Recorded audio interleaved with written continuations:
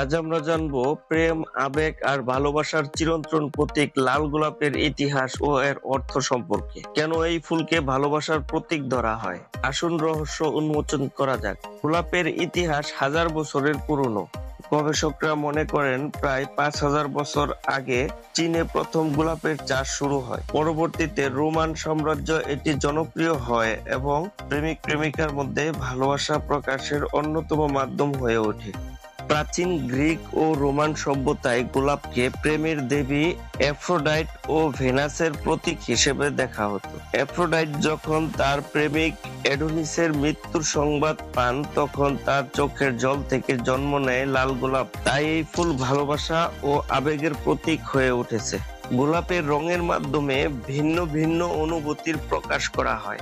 যেমন লাল গোলাপ গভীর প্রেম ও আবেগ প্রকাশ করে, সাদা গোলাপ পবিত্রতা ও নতুন শুরুর প্রতীক, গোলাপি গোলাপ মমতা ও কৃতজ্ঞতা প্রকাশ করে, হলুদ গোলাপ বন্ধুত্ব ও আনন্দের প্রতীক। তবে যখন কেউ আপনাকে লাল গোলাপ দেয়, বুঝতে হবে সে আপনাকে গভীরভাবে ভালোবাসে। বর্তমানে ভ্যালেন্টাইন্স ডে, বিবাহ বার্ষিকী, প্রেম নিবেদন সব জায়গায় লাল গোলাপের ব্যবহার দেখা যায়। এটি শুধু একটি ফুল নয়, বরং ভালোবাসার ভাষা। ভালোবাসা প্রকাশের জন্য এটি নিঃসন্দেহে সবচেয়ে সুন্দর মাধ্যম।